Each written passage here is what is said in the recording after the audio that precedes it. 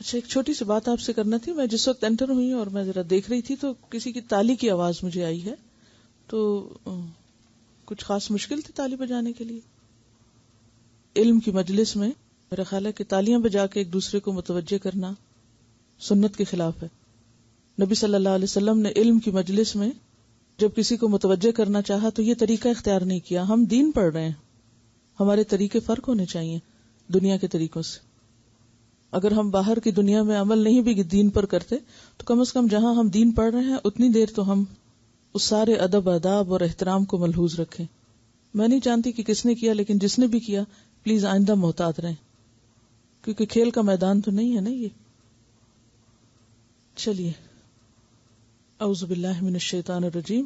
ظہر کی نماز سے عشاء کی نماز تک کی سنتیں.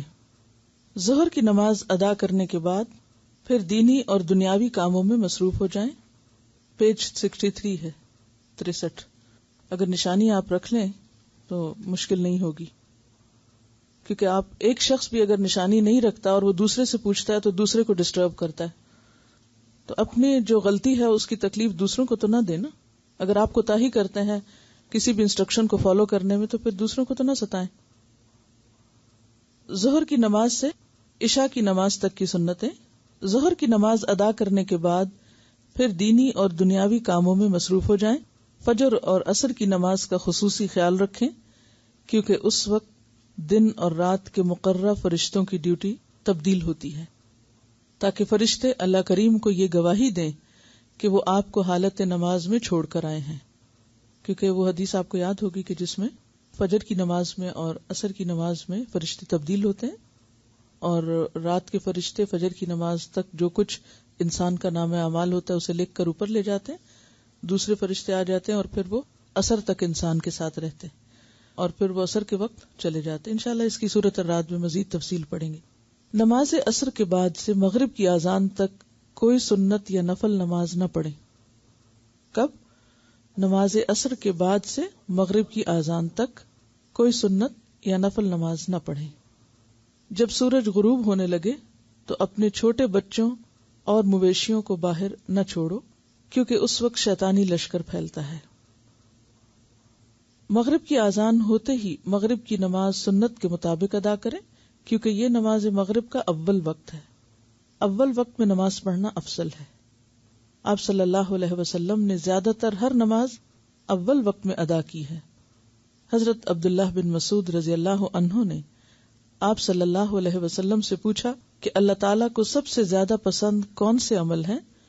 تو آپ صلی اللہ علیہ وسلم نے فرمایا، نماز کو وقت پر پڑھنا، پھر ماں باپ کے ساتھ اچھا سلوک کرنا، پھر اللہ تعالیٰ کے راستے میں جہاد کرنا. تو سب سے افضل عمل کیا ہے؟ وقت پر نماز، اور پھر حقوق العباد میں ماں باپ کے ساتھ اچھا سلوک، اور پھر اس کے بعد اللہ کے راستے میں جہاد. مغرب کی نماز کے بعد صبح اور شام والی دعائیں پڑھیں. یہ جو دعائیں پڑھنے کا وقت ہے یہ ایک وسیع وقت ہے. اس میں بالعشی والابکار کا لفظ بھی آتا ہے. تو عشی کا لفظ جو ہے وہ عصر کے بعد سے شروع ہوتا ہے، یعنی یہ دعائیں آپ مغرب سے پہلے بھی پڑھ سکتے ہیں اور مغرب کے بعد بھی. فجر کی نماز کے بعد ہی آپ پڑھیں گے، سورج نکلنے سے پہلے یا جیسے بھی، لیکن بہت ڈیلے نہیں کریں کہ آدھا دن گزر جائے تو پھر آپ پڑھیں. آپ صلی اللہ علیہ وسلم نے فرمایا، جس نے عشاء کی نماز باجماعت پڑھی تو اس نے گویا آدھی رات تک قیام کیا، اور جس نے صبح کی نماز بھی باجماعت پڑھی تو اس نے گویا پوری رات قیام کیا. منافقین پر فجر اور عشاء کی نماز سے زیادہ بھاری کوئی نماز نہیں، اور اگر وہ ان کی فضیلت جان لیں تو وہ ضرور ان میں حاضر ہوں، چاہے انہیں گھٹنوں کے بل گھسٹ کر ہی آنا پڑے. لہذا ہمیں ان نمازوں میں سستی نہیں کرنی چاہیے. اور عشاء کی نماز پھر اتنی تاخیر سے نہ پڑھیں کہ بالکل یعنی انسان بالکل سو رہا ہو یا سونے کی کیفیت میں ہو، جیسا کہ کل ہم نے پڑھا لا تقربوا الصلاۃ وانتم سکارا. تم اپنی رات کی آخری نماز وتر کو بناؤ. آپ صلی اللہ علیہ وسلم وتر کی پہلی رکعت میں سورۃ فاتحہ کے بعد سبح اسم ربک الاعلی، دوسری رکعت میں قل یا ایھا الکافرون، تیسری رکعت میں قل ھو اللہ احد، اور سلام پھیرنے کے بعد 3 مرتبہ سبحان الملک القدوس پڑھا کرتے تھے.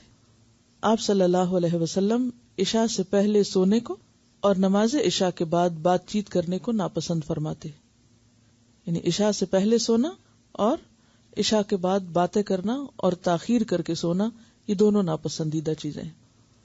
عشاء کی نماز کے بعد علمی مذاکرہ، یعنی اگر کوئی طالب علم ہے اور اس کو سیکھنے کی پڑھنے کی ضرورت ہے، بیوی، مہمان اور سائل کے ساتھ، سائل یعنی اگر کوئی سوال کرنے آیا، کوئی مسئلہ پوچھنے آیا، اس کے ساتھ گفتگو کرنے کی اجازت ہے، یعنی رخصت ہے، لیکن اس کے علاوہ دوسرے کام کرنا وہ درست نہیں۔